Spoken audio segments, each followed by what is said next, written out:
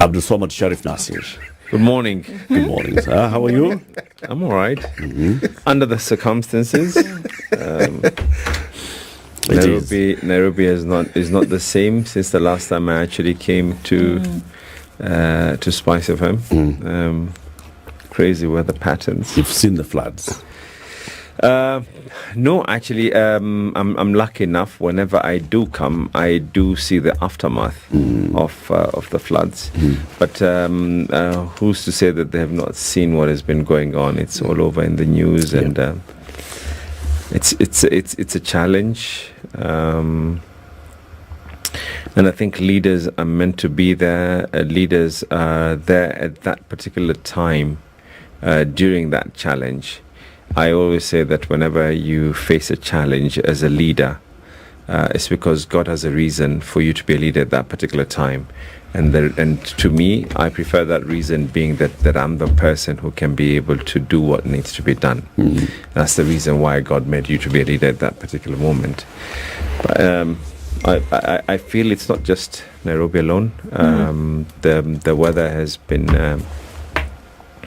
it's all over the world, but right now in Kenya we are having in the Ukambani counties as well, Aimahiu, where you had just been reading the newspapers. Yeah. The weatherman has indicated that for this particular month we're going to be expecting extremely high, plus 300 mm in the coastal counties. And according to that particular report, other than the Kwale area, but from Mombasa all the way up to Lamu, is going to be experiencing very, very heavy rainfall. You're here to tell us what the plans are for this and going forward. But as we begin the conversation, listen to the proverb. This week, the proverbs are from the Republic of Algeria. A secret for two is soon a secret for nobody.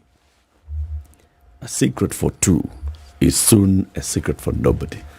Yeah, I think what that means basically is someone is going to sell someone out. As simple as that. As simple as that. Am I right? You are absolutely right. Someone's going to snitch. You'll be sold out at some point. A secret shared is a secret no more. Yeah, indeed. There's no secret between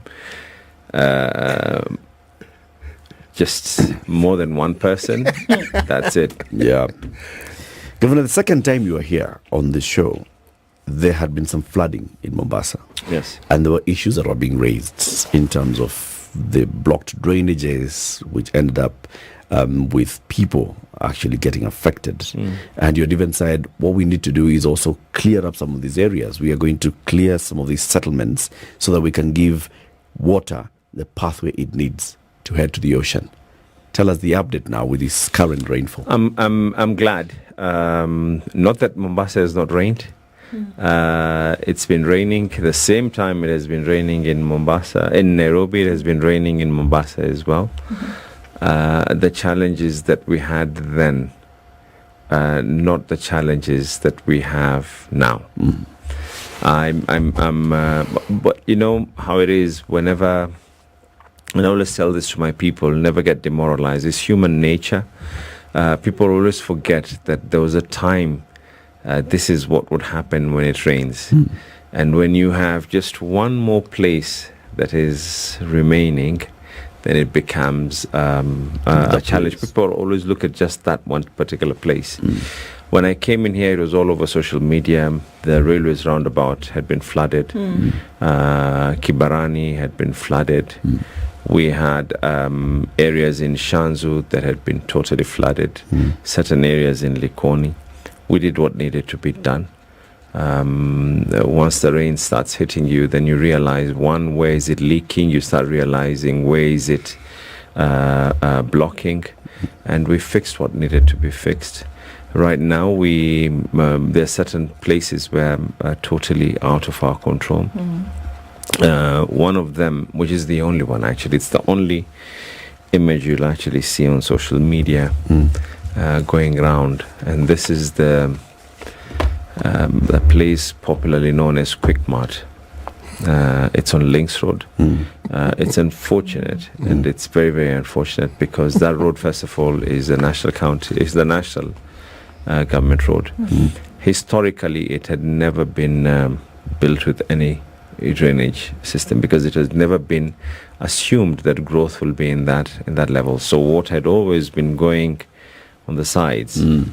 And this time round, what ended up happening is we sunk some vertical drainage pits, which eventually, because of the heavy amount of rain, they ended up getting full, and not only getting full, but then the water stayed continuous. I'm glad recently it's unfortunate, but and action is going to be taken. But recently, I sent in DG. We had to go in with a whole team to try and find out, what exactly is the issue. And then you realize that some private developer decides that because my house is this way, let me just add a heap of sands so that I can be able to make my road. And no one has the right to be able to build a road. Even if you're a donor and you want to do a road, you need to be able to do it in consultation with government for reasons like these. But as we speak right now, the place has been cleared. We had to clear the pathways across all sides. We've done some major works. Well, considering that it is a county government, we've done some major works, like I said, in places like Shanzu. We did what needed to be done. Currently, we have contracts in an area called Ziwani Lasco, which again was caused by just one reason. When they were doing the Kibarani, for those who know Mombasa, when they were building that road, what they ended up doing is they discarded or disregarded the old drainage system that had been there from the colonial times. Okay. Now, and this is exactly what is happening in Nairobi. Water is coming in. If you've got a situation where you've got a glass and you're trying to pour in water, you can either, if you pour it slowly, the water is not going to drop out. But when you go and pour all of it at a go, and then not only that, now the outlet on this other side ends up being smaller than the inlet, there's definitely going to be an overflow. And we're giving out a contract as a county government, despite the fact, again, that is not our road, but we have no option. We have sent our request to the national government that they need to do the drainage system at Links Road, as we have already sorted the problem right now. But if the rains do come in, and they do come in heavy, there's nothing short of saying that it's not an issue that is going to be about drainage anymore, because the drainage systems have been sorted out. How drastic of interventions must be taken to deal with this? One of the issues that you mentioned is that private developers doing certain things. Obviously, they've been given approvals by county to be able to develop, and their behavior. It doesn't start with just. Does it contribute to that? And how drastic do we have to get when it concerns some of these issues that we talk about today now, like now with the flooding? It doesn't start with issuance of building permits. It actually starts with you have to take it back. All this starts with title deeds being given on riparian land. The whole thing is one vicious circle. You go and you try and historically, we've seen situations where former regimes went to court to try and challenge some of these, and the judicial system says no, this actually is a title deed belonging to so and so, and when someone is now applying, it's their rightful title on paper and by law. But that's not God's law, because God's law is that this is a place where water has to be able to pass. What have we done as a county government? In areas like Shanzu, we had to go and talk to the people who developed. I prefer having more of a subtle approach to this, because some of the people who actually have developed are third or fourth buyers. Yep. It's not them who caused this problem. Yeah. It's probably two generations before, or two teams before them. And when you have a situation like that, and you look at someone, you either go there mercilessly, or you come up with a solution. And in places like Shanz, we came up with solutions, and they understood that, look, water has to pass. We did what needed to be done. What did you do? What kind of agreements did you come up with? It's not an agreement, but we had to come up with a way where part of their land had to be able to go, so that we can put in larger culverts for water, because this thing was not going to affect everyone, just selected people. It was going to affect everyone, and it worked. Does it mean that we need to be able to accept this? No. And right now, our teams have instructions for any riparian land right now. You might have a title deed, but you can stay with a piece of paper. Approvals will not be able to be given. It's too risky. With climate change the way it is going on, what we're doing right now is just going to mess things up even more. Governor, there are many who have said what's happening now, because it's happening countrywide. All counties are affected. The president called a special cabinet meeting on Tuesday to discuss this particular situation. There are those that said they were expecting that the president would come out and say, we have decided to declare this a national emergency or disaster, so that then something can be done collectively about it. What do you think? A national disaster does not need a presidential declaration. A disaster is a disaster. This is already a disaster. Literally every county is feeling the effect of this. The reason why you're seeing a lot of it being highlighted in places like Nairobi and Mombasa, initially when we had this problem, is because of built-up area. Now, whenever you have a built-up area that is larger, you have a larger population. Affected persons are more. When you have more affected persons, then naturally you're going to be able to see all these kind of human interactions and people making noise about it. But does not mean that this has not affected every other part. I mean, who would have ever imagined that you need to get a boat to be able to cross in places like Garissa? That is the amount of rain that is there. The issue that we need to ask ourselves is, one, we can never be able to control natural disasters. Yes, there've been instances that right now we have been able and trying to be able to rectify historic mistakes that were able to be done. But the kind of rain that is there, even if Nairobi, I'm going to go back again to Nairobi because that is where the story seems to be, and I'm saying this not in defense of anything else, but the kind of rain that has been there, scientific methodologies that have been able to prove that this is not normal rain. Yeah. What would anyone do? But the next question you're going to ask yourself is, one, how prepared are we for a disaster? Two, how are we going to be able to react after all this is going to go? Because we're not going to have rain forever. Is it going to be able to slowly, hopefully, God willing, is it going to be to subside? Yes, the rains will go down. So the question is, how prepared are we in the issue of handling a disaster? Two, how prepared are we for the aftermath? Which is where the conversation and the question comes in. At national level, at counties, together as Council of Governors, what is this response? Because now, prepared.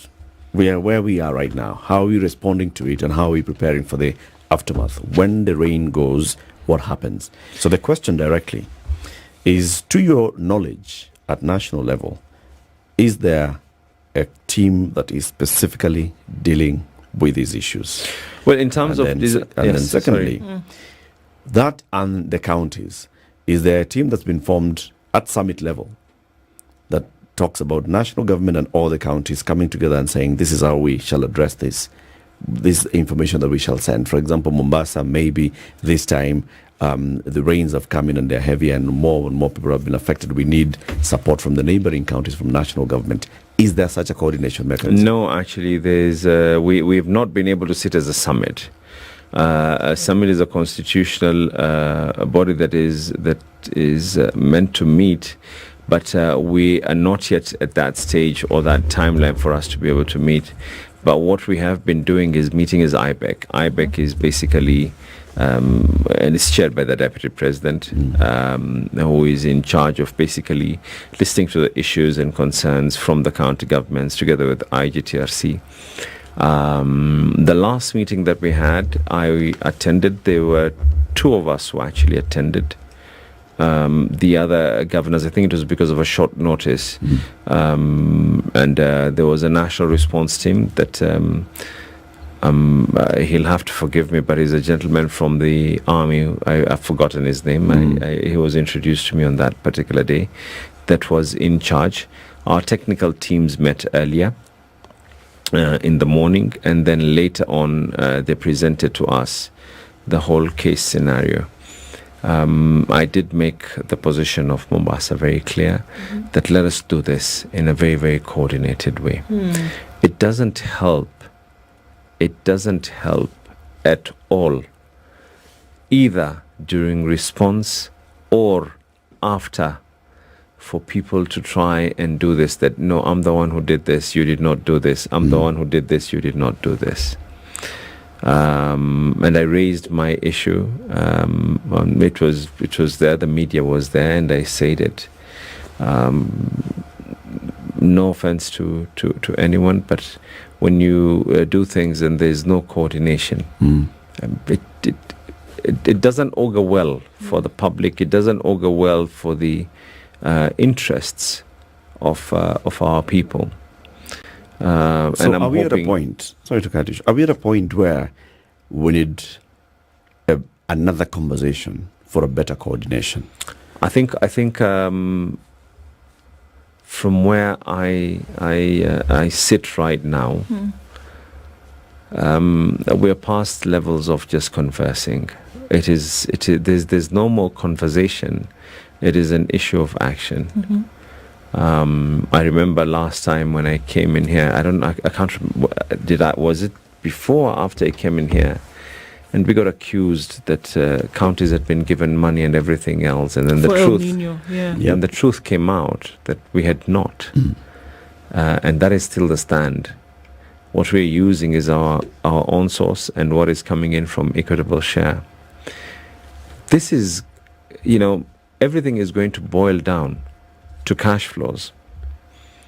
Like you said, right now, disaster preparedness, other than the fact that people are being sent mattresses, people are being sent this, life is trying to be, we're trying to save a life in a couple of areas. The biggest question you need to ask yourself is, after the rains have gone down, you're going to have diseases. You need to be able to ensure that your hospitals are going to be ready. Doctors are on strike. You need to be able to ensure that you have some medics who are going to be at work. You're going to have to fix these roads. Movement of people is an economic factor, is something that actually determines. So that is where we need to sit down and be able to agree. Are we looking at rebuilding these counties? And if we're looking at rebuilding these counties, where's the money going to come from? But there needs to be a now conversation, because everything with all of what we're looking at is all dependent on time. And this is where we must ask the question that, are these decisions that are being taken, if any, dependent on information and data? And all of this heavily on the data that we are getting from Kenya Met right now, or even other meteorological departments around the world, that we know that in the next couple of days, the rain is going to come down. Like you said, we've talked about the numbers. It's going to come down. But we also know that it is periodic, that after time, it will stop. So would this action then that you speak of not be necessary to be taken now? Because we know that in the next 2 weeks, the rains will subside. We know this. We've been told. And I agree with you. And that's why I'm saying right now, for me, it is no longer an issue of even talking anymore. We have an IBEC meeting. I think it's on, is it on 6th? I'm sorry, but yes, I believe it's going to be on 6th. We have an IBEC meeting where one of the agendas that is going to be discussed is actually this. And I strongly believe the stand of the Council of Governors should be, and is rather, that we've already passed that phase right now of how prepared are we. Because if you were caught off guard, you were caught off guard. Two, we have already passed that phase of were you able, should you have been able to save a bit of more life here? Who gave the approval? Who did what? Then after that now comes the aftermath. The aftermath is, what are the lessons that we were able to learn?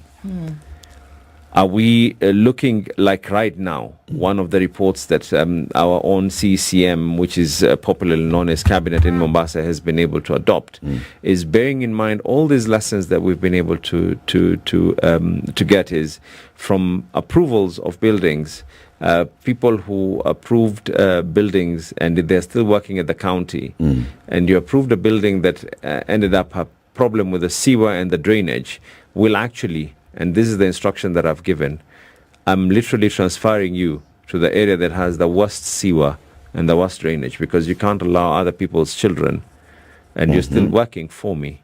Will I be deemed that I'm ruthless? But I'm hoping it'll be a lesson for those who are going to come after you. Because you're not going to, you're not going to be able to tell me that it was political pressure. Then let that political pressure, you need to now start working at an environment where you're also going to be able to smell what other people's children are smelling. And that is being done now as we're speaking. It's actually, we're actually going through all these approvals that were done. If you are working at the county and you're the one who was in charge of passing some things, of declaring some things that they were done and they were not done, you will go and work in areas, whether it is going to be the dump site or you're going to work at the sewer treatment plants. And that's where you're going to be from morning till evening.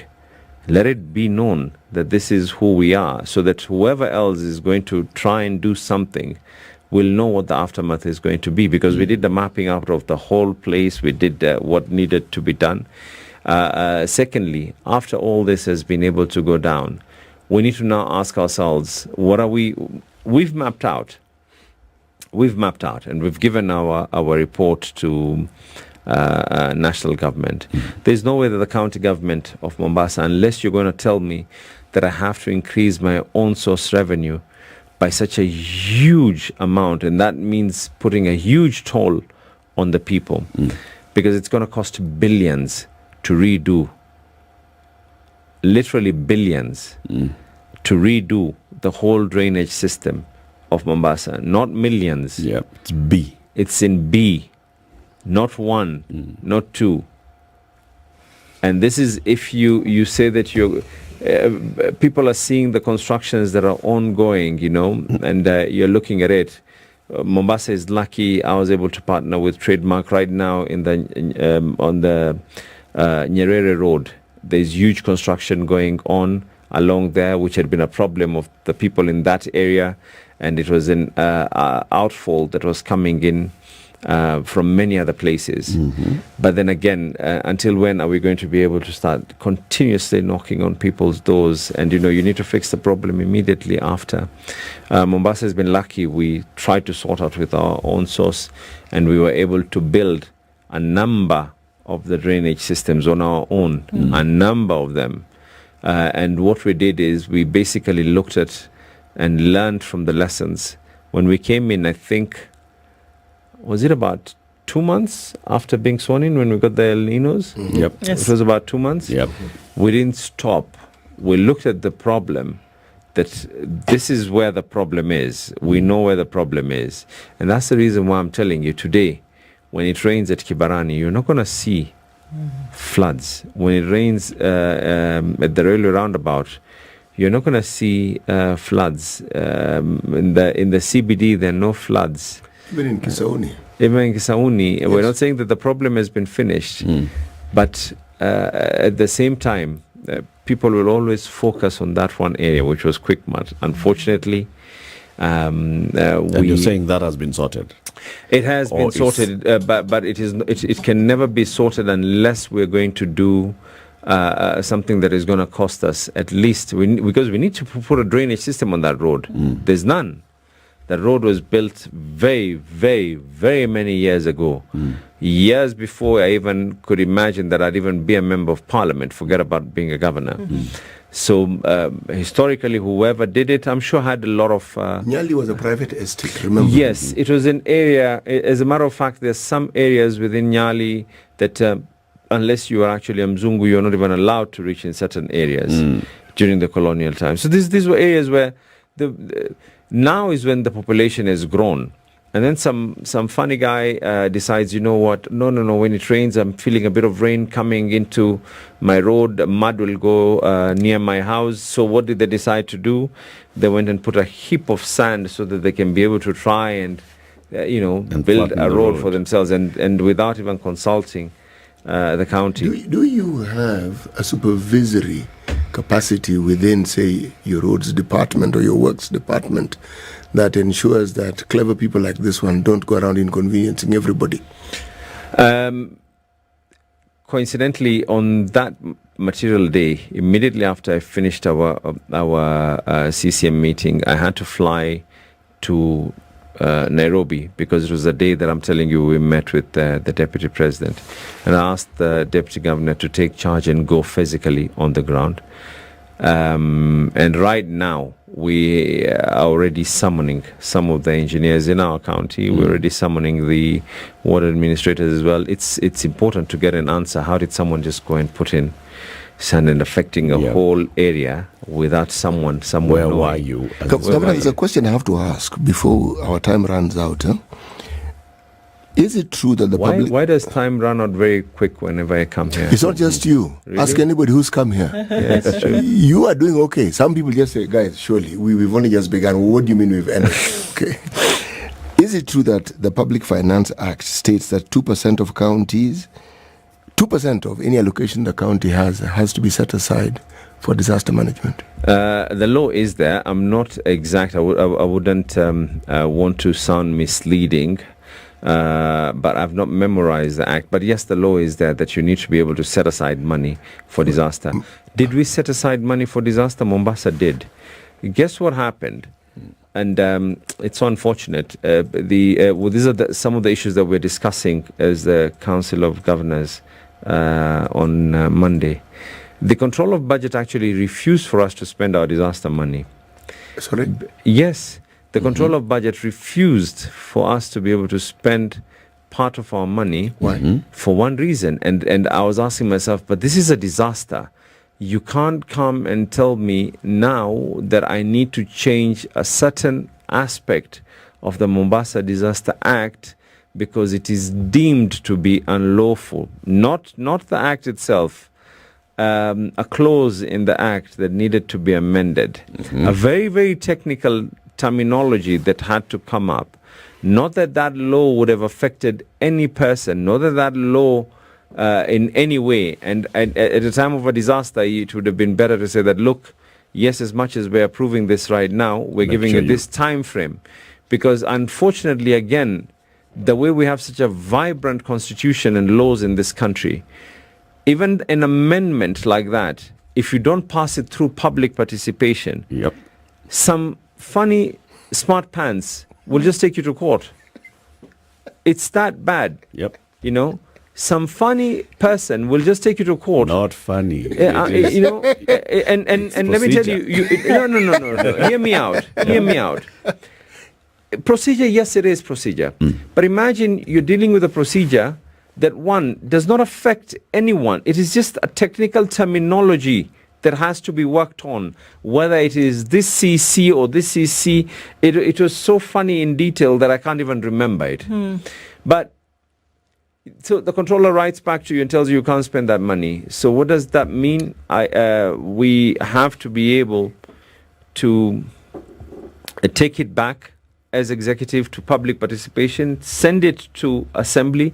They take it through public participation. By the time that process is done, the person you wanted to save with that disaster fund is probably dead. The controller of budget is trying to make sure that some funny governor does not. Which is good, law, but I think for this particular one, so how did you sort it out?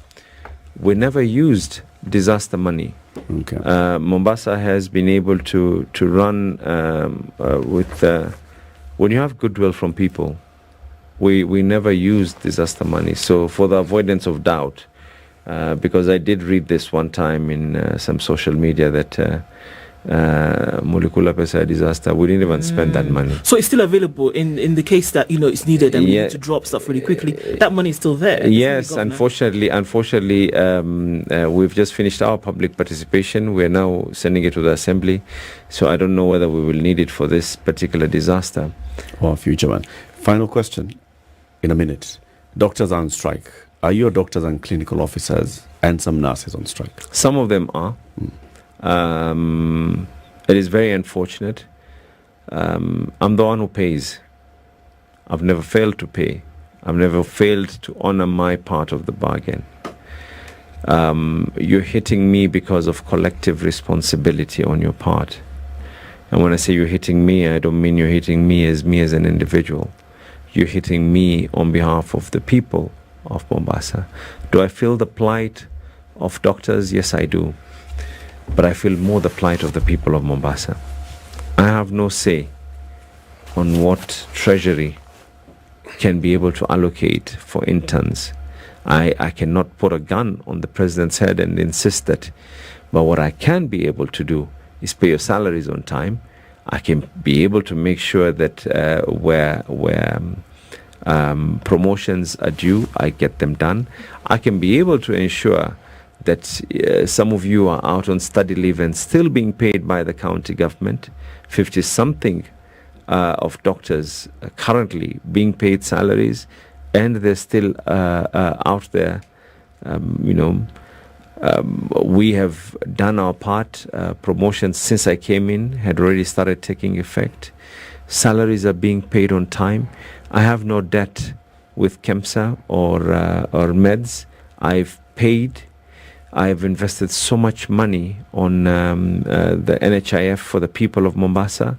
And then, how does it feel when I see you not going to work and the reason that you're going to use is because of national government not being able to pay for interns? It is unfortunate, but we will have to take action. What action? Disciplinary action. Against the doctors? Oh, yes. Oh, yes. My loyalty is to the people of Mombasa. I've done what needs to be done. As governor, I have done what needs to be done. Doctors striked in Mombasa. They held Kamkunjis during my first month. I think the first month I'd not even settled down in office. And as I was saying, we always had a problem of Mombasa not paying doctors on time. And I said, but I've just been sworn in. And I'm going to fix the problem. Did I fix the problem? I fixed it. Did I fix the problem of doctor promotions? The promotions are actually ongoing. Did I fix the problem of ensuring that our hospitals have medicine, that I have no debt with KEMSA, I have no debt with meds? I fixed it. Did I not honor my pledge that the people of Mombasa are going to get cover through NHIF? I paid NHIF and I ensured that anyone who is from Mombasa is at liberty to get that cover for free, without bias, without discrimination. How do you expect me to look at you when after I've done all this, for a fault that is not mine, for a fault that is not under the premise of the county government leadership, and you decide not to go to work? I pay your salary.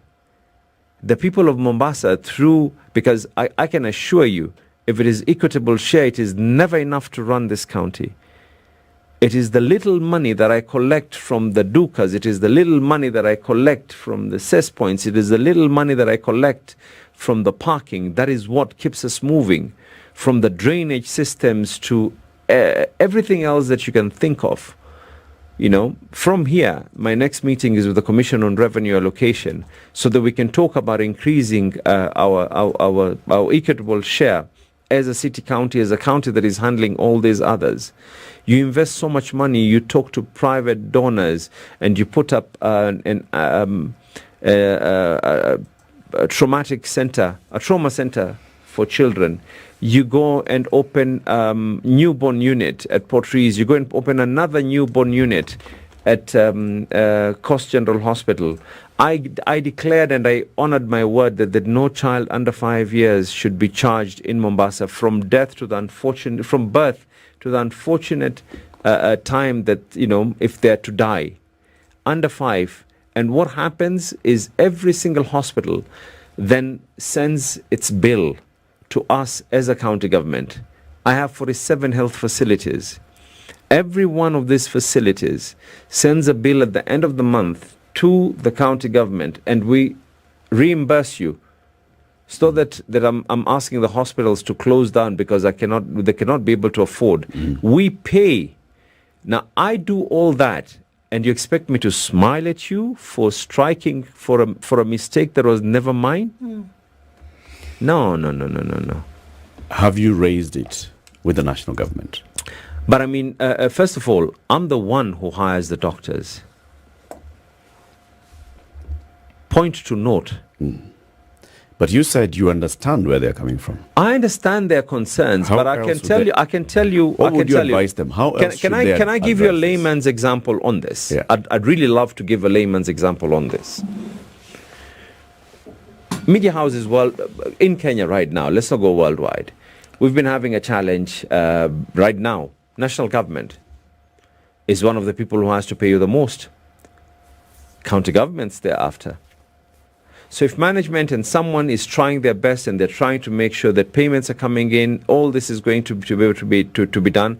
Can you imagine a situation where every single employee from the Standard Media Group goes haywire and says, guess what? Regardless of anything else, we're going to say whatever it is that we want to say. Does that give you a right? Just because you have a right to be able to hold, what do they call the knife that does these surgeries? Do I feel for them? I do feel for them. Do I wish things were going to be able to be sorted out? Yes, I do wish that things were going to be able to be sorted out. But wishes, if wishes were horses, beggars would definitely ride. And this is the situation, Okay.